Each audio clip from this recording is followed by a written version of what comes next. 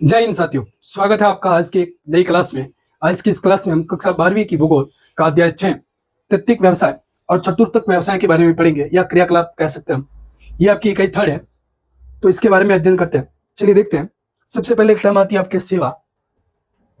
अगर सेवा के बारे में देखें, ये विशिष्ट कलाएं होती हैं जो कि शिक्षण से प्राप्त होती है। किससे प्राप्त हो जाएगी? शिक्षण से। और इसके यानी कि सेवा का या शिक्षण का या विशिष्ट कला का किसी का भी किन किन क्रियाकलापों के लिए जरूरत पड़ती है, तो वह है स्वास्थ्य, शिक्षा, विधि और प्रशासन। इन चीजों के लिए इनकी जरूरत पड़ती है। अब देखते हैं कि जो जनशक्ति होती है, इसी के द्वारा तृतीय क्रियाकलापों का निष्पादन होता है। इसीलिए ये जनशक्ति है, ये कैसी चाहिए हमें? कुशल। तो ये कुशल श्रमिक होते हैं जो कि तृतीय क्रियाकलापों का निष्पादन करते हैं, क्योंकि हमने एक टर्म डाल दी, क्या? शिक्षण।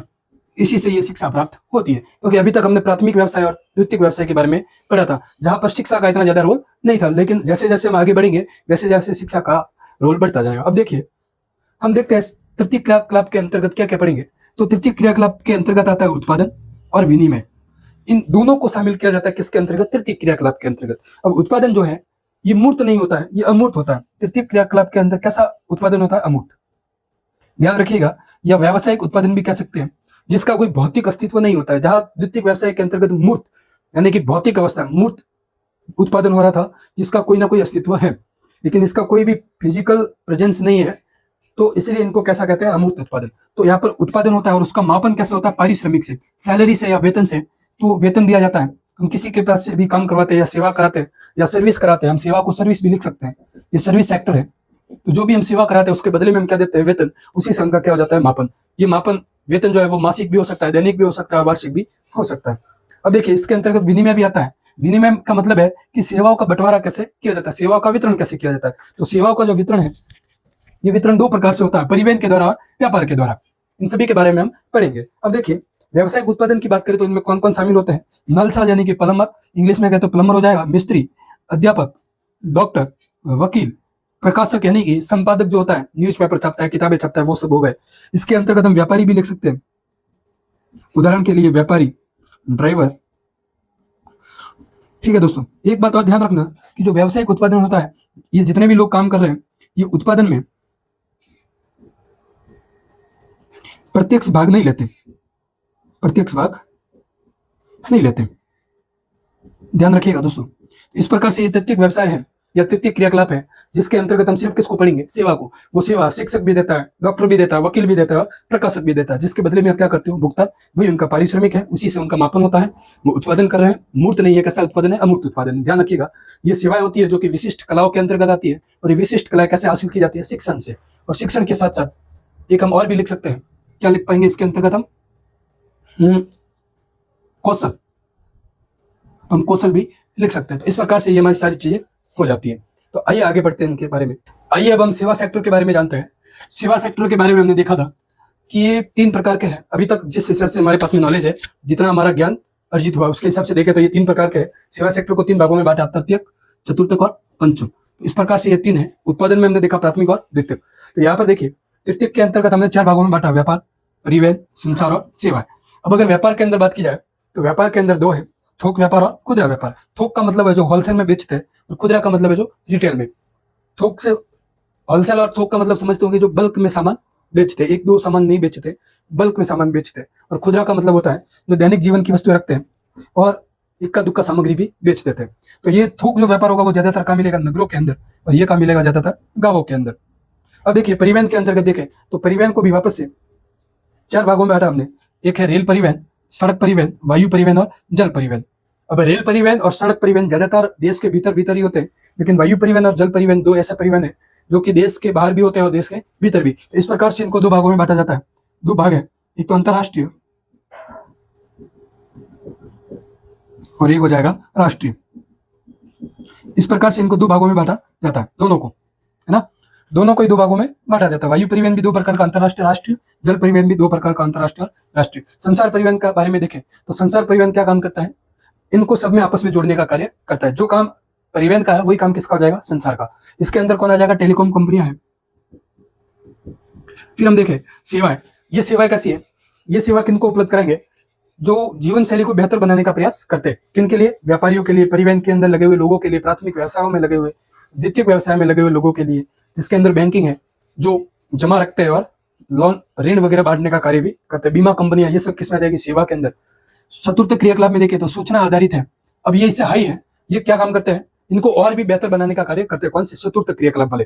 जैसे कि देखिए सूचना आधारित, सूचना आधारित का मतलब है जो संचार के अंदर जितने भी लोग लगे हुए हैं संचार के अंदर, तो संचार में जितनी भी टेक्नोलॉजी उनको बेहतर बनाने का काम कौन करते हैं, सूचना आधारित चतुर्थ क्रियाकलाप वाले श्रमिक। अगर हम देखें अनुसंधान आधारित, तो ये वैज्ञानिक होते हैं विशेषकर से, तो ये सब आ गए चतुर्थ क्रियाकलाप में। पंचम में देखें तो विशेषज्ञ हो गए, निर्णयकर्ता हो गए, नीति निर्देशक या नीति निर्धारक, सॉरी नीति निर्धारक हो जाते हैं। तो इस प्रकार से ये हो जाते हैं। पंचम क्रियाकलाप वाले लोगों को हम थिंक टैंक भी कह सकते हैं।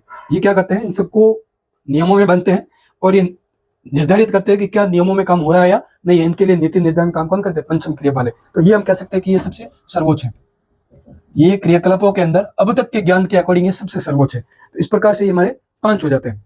तो हम देखेंगे आगे पढ़ेंगे कि तृतीय क्रियाकलाप क्या होता है, चतुर्थ क्या होता है, पंचम क्या होता है। इसके अंतर्गत भी हम विस्तार से इनको जानेंगे। तृतीय क्रियाकलाप की हमने परिभाषा तो पढ़ी ली है, अब इनको और भी विस्तार से जानने का प्रयास करेंगे। आइए अब तृतीय क्रियाकलापों के प्रकार को विस्तार से समझते हैं। देखिए तृतीय क्रियाकलाप के अंतर्गत पहला है हमारा व्यापार और वाणिज्य। अब व्यापार वाणिज्य के बारे में बात की जाए तो इसके अंतर्गत क्या होता है, वस्तुओं का क्रय और विक्रय, मतलब वस्तुओं को बेचा जाता है, बेचना और लिख देते डायरेक्ट, बेचना और खरीदना। और इसके अंदर क्या होता है, इसका उद्देश्य मुख्यतः होता है लाभ कमाना।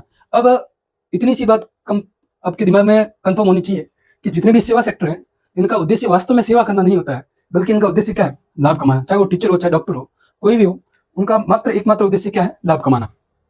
अब बात करते हैं व्यापार वाणिज्य की, तो ये व्यापारिक केंद्र होते हैं। ये व्यापारिक केंद्र गांवों में भी हो सकते हैं और नगरों में भी हो सकते हैं। और यहाँ पर क्या होते हैं, दुकानों के केंद्र होते हैं। बहुत सारी दुकानें एक ही जगह पर लगी होती है, इसीलिए इनको क्या कहा जाता है, व्यापारिक केंद्र। अब व्यापारिक केंद्र जो है ये 2 प्रकार के, एक तो ग्रामीण विपणन केंद्र और दूसरा है नगरीय विपणन केंद्र। अब सबसे पहले हम देखते हैं नगरीय विपणन केंद्र के बारे में, सॉरी ग्रामीण विपणन केंद्र के बारे में। तो ग्रामीण विपणन जो केंद्र है ये अर्ध नगरीय केंद्र के रूप में विकसित होता है। अर्ध नगरीय केंद्र के रूप में मतलब दुकानें होती हैं, लेकिन वो उतनी प्रकार से सुविकसित नहीं होती जैसे कहां पर है, नगरों में। यहाँ पर व्यक्तिगत सेवाएं नहीं है। व्यक्तिगत सेवाओं का मतलब एक तो व्यक्तिगत और दूसरा व्यावसायिक सेवा भी नहीं है, व्यावसायिक सेवा भी नहीं है। इनका मतलब क्या है, पर्सनल सेवा आपको अलग से नहीं मिलेगी। जैसा आप नगरों में सीधा दुकान पे फोन करते हो कि सामान हमारे घर में पहुंचा जाइए, तो सीधा आपके घर पे आ जाता है। या दुकान में भी जाओगे तो आपके लिए अलग से दुकानदार होगा वहाँ पे, या सेल्समैन लगे होंगे जो आपकी अच्छे से सेवा करेंगे, आपको सामान बताएंगे और सामान बेचेंगे। लेकिन गांवों के अंदर ऐसा कुछ भी नहीं होता, एक ही दुकानदार होता है, सब काम वही करता है। घर तक होम डिलीवरी के रूप में कोई भी सेवा नहीं होती है। तो इस प्रकार से व्यक्तिगत सेवा उपलब्ध नहीं होती है। डॉक्टर्स भी है, दुकानदार छोड़िए, डॉक्टर्स भी इस प्रकार से अवेलेबल नहीं होते हैं। डॉक्टर्स भी होंगे तो वो जनरल मेडिकल होगा जो सब प्रकार के इलाज करते हैं, ठीक है, ऑलराउंडर होता है, वो घुटनों का भी इलाज कर लेता है, आंखों का भी इलाज कर लेता है, बुखार का भी कर लेता है। यहाँ पर देखिए पॉइंट लिखा मैंने, स्थानीय संग्रहण व वितरण केंद्र। स्थानीय संग्रहण केंद्र का मतलब है जैसे गांव के अंदर गेहूं की उपज हुई तो गेहूं भी ये खरीद लेते हैं, फिर जैसे जैसे गांव के लोगों को जरूरत होती है वही गेहूं वापस से बेच देते हैं अपना मुनाफा रख के। गांव के अंदर घी इकट्ठा हो रहा है उसको खरीद लेते हैं, वापस मुनाफा रख के गांव के अंदर बेच लेते हैं। शहद है उसको बेच लेते हैं, या गांव के अंदर बनने वाली स्थानीय सामग्री है उनको खरीदते हैं, उनका इकट्ठा करते हैं, उनको बेच देते हैं गांव के अंदर ही अंदर। ये फुटकर व्यापार क्षेत्र होते हैं। फुटकर मतलब रिटेल, मैं लिख देता हूँ, रिटेल होते हैं। कैसा होता है, रिटेल। ये ग्रामीण लोगों की अधिक मांग वाली जो वस्तु होती है उनका और सेवाओं को उपलब्ध कराते हैं। यानी कि सिर्फ वही सामान रखते हैं जिनकी आवश्यकता ज्यादा होती है गांव के अंदर, या जिनकी ज्यादा मांग है। हर प्रकार की सेवाएं आपको नहीं मिलेगी। जैसे एक खाने पीने के आइटम पे जैसे मैगी नूडल्स है, तो ज्यादातर गांवों के अंदर ये नहीं मिलती। क्यों कि मैगी या नूडल्स हो गए, इनको गांव के अंदर सभी लोग नहीं खाने के लिए सभी लोग नहीं है, इक्का दुक्का लोग होंगे, तो उनके लिए वो सामग्री वहां पर नहीं मिलती है। तो इस प्रकार से आपको जो अधिक मांग वाली वस्तु होगी वही मिलेगी, या अधिक मांग वाली सेवा ही मिलेगी। जैसे आपको चाहिए कि आंखों का स्पेशल डॉक्टर मिले तो नहीं मिलेगा, आपको जनरल डॉक्टर ही मिलेगा जो सब प्रकार का जनरल इलाज कर लेता है। तो इस प्रकार से ये ग्रामीण विपणन केंद्र होता है। अब देखिए दोस्तों, ग्रामीण विपणन केंद्र के अंतर्गत मैं इसको मिटा देता हूँ,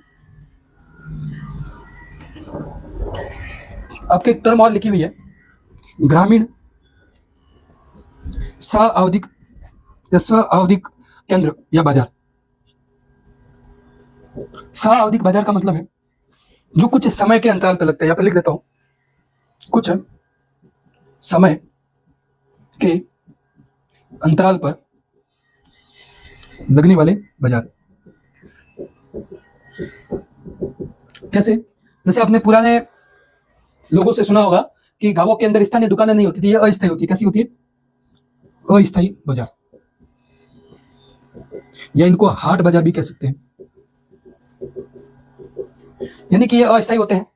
दूसरा, ये हाट बाजार के रूप में भी जाने जाते हैं। अपने दादा दादी से या पुराने लोगों से सुना होगा कि गांव के अंदर स्थानीय दुकानें नहीं होती थी, बंजारे वगैरह आते थे, गांव के अंदर सामान बेचते थे, कुछ दिन के लिए दुकानें लगाते थे, फिर सामान वगैरह बेच के चले जाते थे, वापस किसी दूसरे गांव में लगाते थे। तो ऐसे करके वो घूमते रहते थे। ये बाजार जो है या तो 7 दिन के अंतराल पे लगते थे, या 15 दिन के अंतराल पे, या 1 महीने के अंतराल पे। 7 दिन, 15 दिन और 1 महीने के अंतराल पे, इतना अंतराल इनके बीच में रहता था। जैसे नमक वगैरह बेचने के लिए, तो ज्यादातर तो नमक के लिए ही ये दुकानें लगती थी, क्योंकि दूर देशों से या दूर स्थानों से नमक को बना के लाया जाता था। तो दैनिक दुकानें नहीं होती थी या स्थानीय दुकानें नहीं होती थी। कैसी दुकानें हो जाती थी? अस्थायी। ज्यादातर दुकानें पुराने गांवों के अंदर ऐसी ही थी। आज भी अगर आप जाओगे जैसलमेर साइड में, तो आपको ऐसी ही दुकानें मिलेगी। ये घूम घूम के सामान को बेचते हैं, यहाँ पर लिख देते हैं, घूम कर बेचते हैं। ठीक है, सामान को घूम घूम कर बेचा जाता है। इस प्रकार से हम यहाँ पर कह सकते हैं कि ये ग्रामीण से आवधिक जो बाजार है, ये अस्थायी बाजार होते हैं। इनकी कुछ अवधि निश्चित होती है, उस अवधि के पश्चात ये दूसरे गांव में चले जाते हैं, फिर वहां पर भी कुछ दिन के लिए लगाते हैं, फिर ऐसा इनका रोटेशन चलता रहता है। तो ये होते हैं ग्रामीण सावधिक बाजार। तो आज के लिए इतना ही।